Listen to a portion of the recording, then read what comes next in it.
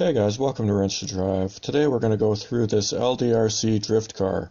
This is the 1803 model. There are a whole bunch of versions of this car. It started out a few years back with the Toyota AE86 version that I'm not a huge fan of body-wise, so I didn't take much notice, to be honest with you. But recently they came out with these newer models, the NSX, the 90s NSX, and the 90s RX-7. There's an older model RX-7 with a yellow body that is the original chassis of this car, just like the AE86 Toyota. The newer ones have an updated chassis that, as far as my understanding goes, drifts better. And this is 100% a legit drift car. 100%. It is very, very solid. It's entry level, but it's a pretty good car. Now there is a new version. There is a Nissan Skyline. It's very, very slick. It just came out. It's on Banggood. It's more expensive, but it comes with a better radio, which, depending on what you want to do, may or may not be worth it. You'll have to do a little research. Honestly, for a lot of people, I suspect that Skyline body is worth the extra money. If you are patient, I suspect it will also come down in price a little bit, but we shall see. Really nice looking. That new one from the pictures is definitely the nicest one. Although this NSX is pretty nice. It's pretty nice, guys. One thing I will say, going by the pictures, to me it was pretty obvious that this car looks good. In person, the big thing I would say is that it looks a little bit more plasticky than you would expect. A lot of times I've gotten stuff and it actually looks better in person. I'm torn. I would say this actually looks pretty much what you would expect. It's pretty darn good. It just seems a little more plasticky in person than maybe I was expecting. I kind of expected it to look better in person, and I would say if anything, it's pretty much exactly what you would expect. So the body is very detailed. The nicest feature probably with these bodies for a lot of people is the electronics, the pop-up headlights. They're very slick. I don't have mine hooked up at the moment because I actually am not a huge fan of LEDs. They don't really add much value for me, but I know I'm probably in the minority in that regard. They work really nice. They function beautifully. I gotta say, I'm impressed by that aspect of these cars. They work really, really well.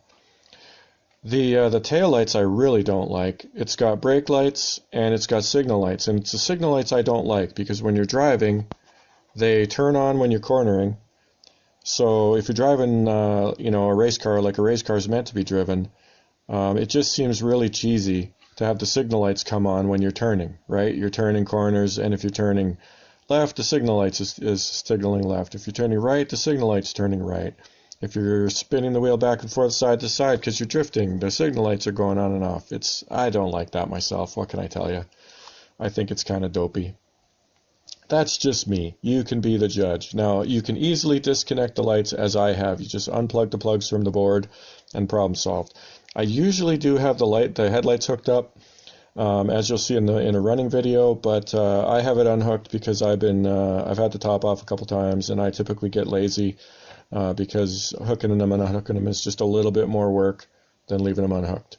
So the body's awesome. Windshield wipers that you have to install, side mirrors that you have to install, little door handles, little marker lights, and the only thing I had problems with in terms of the body, putting it together, is the side mirrors, the little mirrors that go inside. They would not stay in for me. I had to glue them. Not a huge big deal.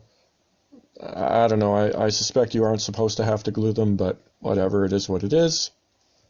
Now, the big feature that most people are going to like about this car, it's a legit drift car. So you gotta let the gyro sync up. Then once it's good, you can see, check out that steering range. A little bit sticky at the ends, but definitely not a huge problem. Works really, really well.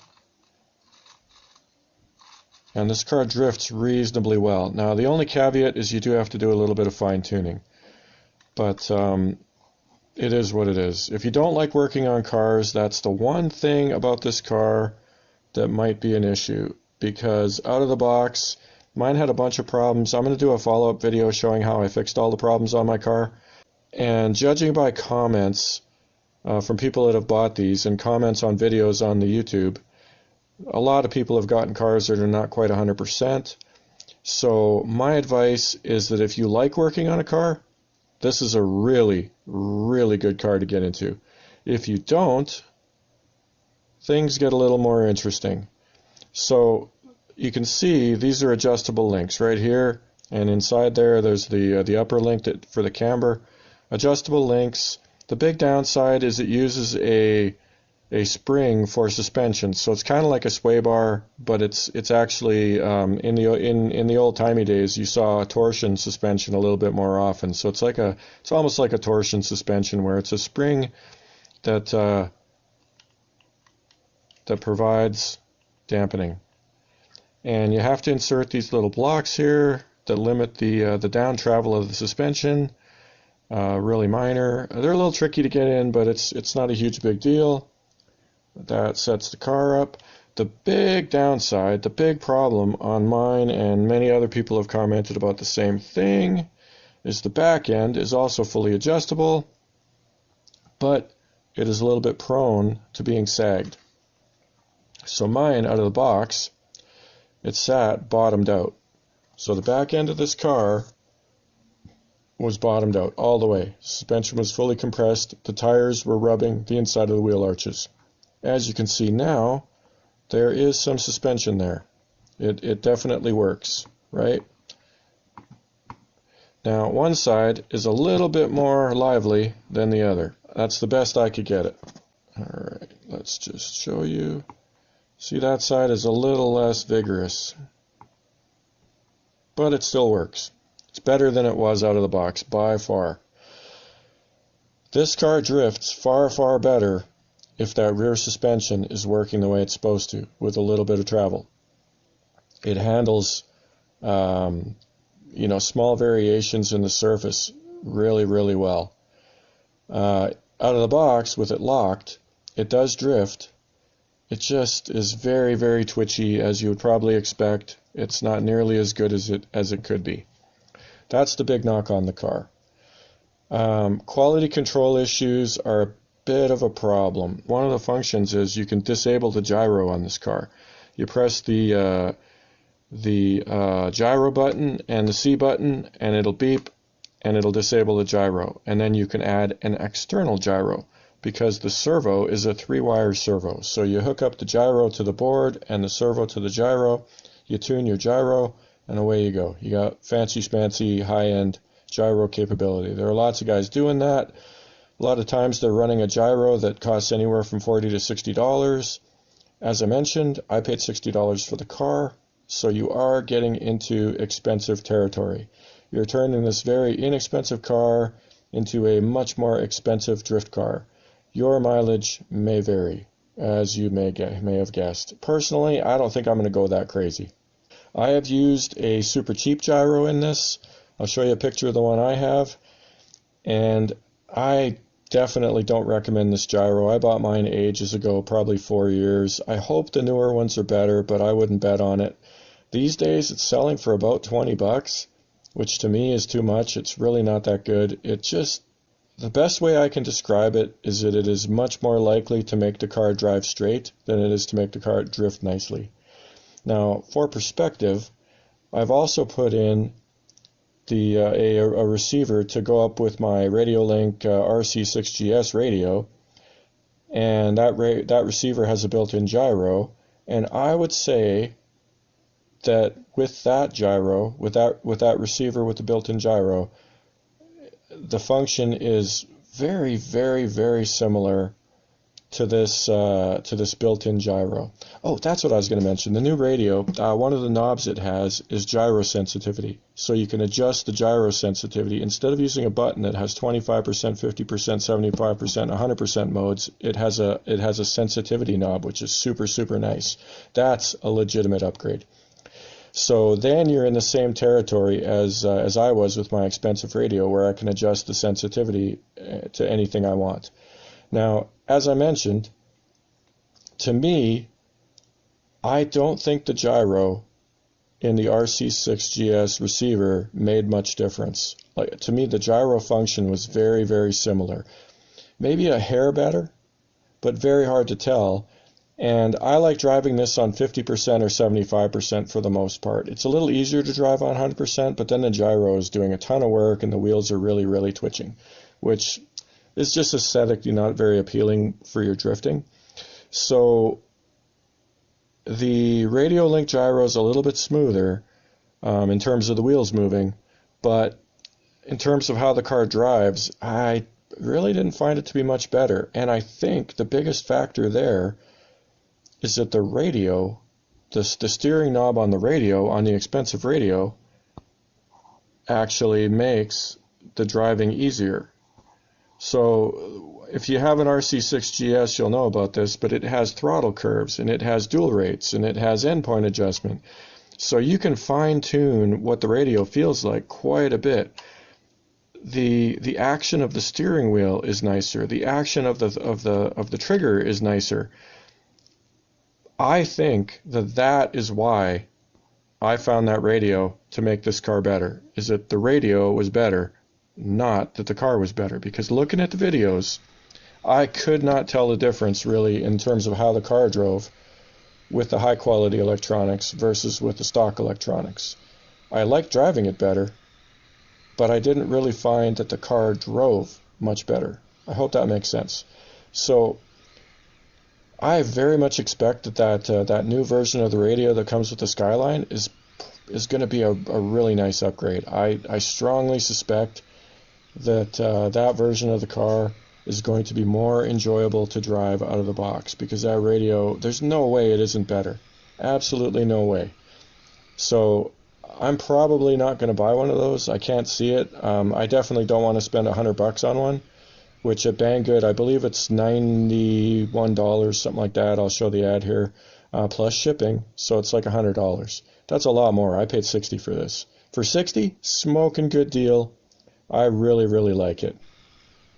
Now, in my opinion, a lot of people that have reviewed this, they talk about it as like a cross between a hobby grade and a toy grade RC car.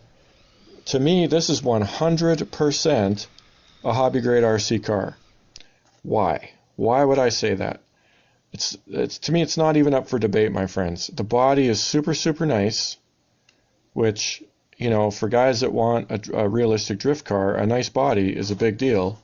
You know, that's why people buy the expensive whatchamacallits, the Kyoshos, the Mini Zs and whatnot, right? And this is much bigger than those, but same deal, nice body. Obviously, the Kyosho bodies are nicer. It's a $300 car in Canada. It better be nicer, right? Well, this is a pretty darn nice body. And if you are into the hobby and you want to make things look even better, well, you could paint this. You could add little weathering touches, things like that, to make it look more realistic. So then, on top of it, you have a fully customizable suspension. In my world, that is 100% hobby grade, right?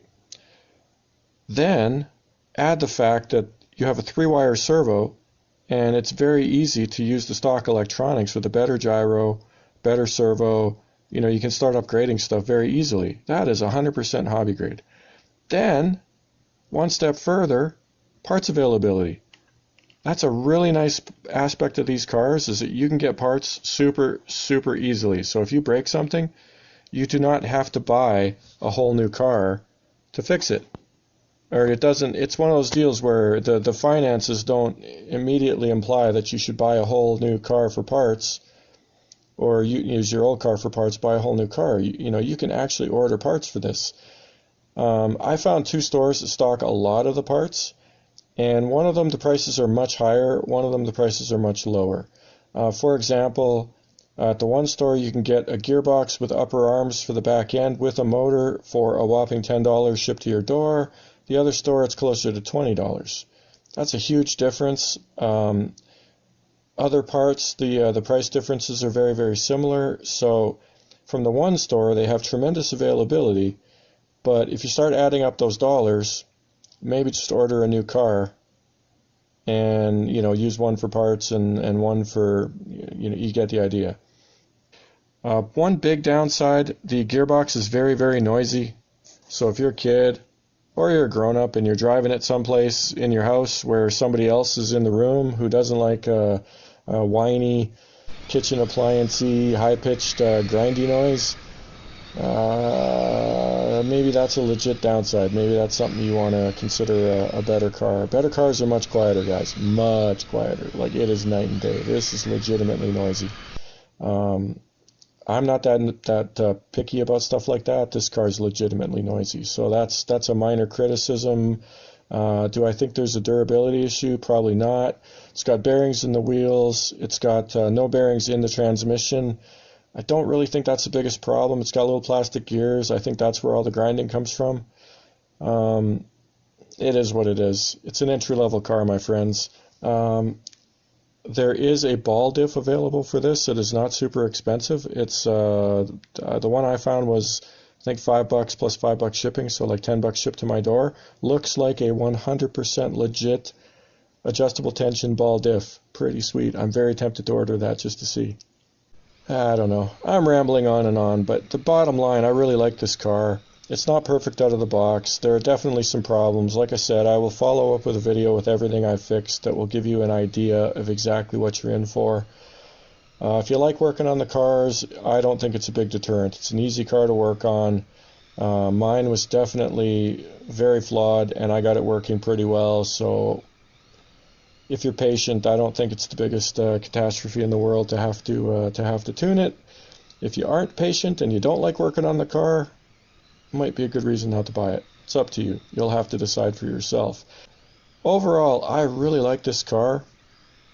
I have to admit, because of the amount of work you have to put into it to get it to drift nicely, I have a hard time giving this more than a 7.5 out of 10. That's the only reason that out of the box it needed a bunch of work to be proper, to be perfect, to be nicely put together. Depending on how much you value perfect function out of the box, you can adjust that score relatively. Like, value-wise, dollar for dollar, very reasonable. This is a good car for the money. Is it perfect? No. Is it garbage? Anybody that tells you this is garbage is full of crap. This is a legitimately nice car. It's hobby grade. You can get parts. There's not much to hate on with this car, in my humble opinion.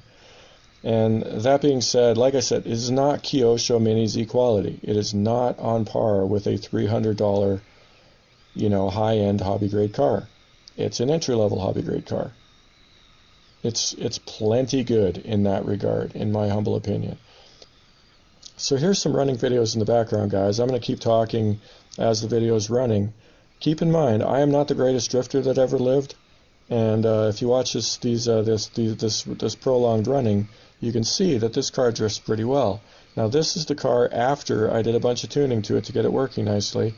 It was not this good out of the box. It drifted much more poorly. What it really did noticeably was when you would turn the car and try to get it drifting, it would do clockwork movements. And you can get it to do that with poor driving, but 100% the reason it was doing it was that it was very, very twitchy on the surface that I'm running, which is very slippery, and the gyro was doing these massive clockwork movements to deal with the suspension not working very well. When I got the suspension working better, that went away. And the worst driving I can do, it's, I don't know, about somewhere between 25% and 50% of the magnitude. It was way, way worse out of the box. So take that for what you will. Alright guys, so that's it. To sum up, really good car, very solid. The only downside, quality control in the factory. Like I said, the best score I can give it's about a 7.5 out of 10. That does feel a little bit harsh because it's a really good car in my humble opinion. But if you don't like working on it, maybe not the car for you. You'll have to think it through. It is super, super fun. And if all your buddies are running these things, it's probably a good enough reason to get it, because you can beg and plead with somebody to help you get yours working better, right? Yeah, pretty awesome car. So that's it for this edition of Wrench to Drive, where we ask the eternal question: do you drive to wrench, or do you wrench to drive? See you next time.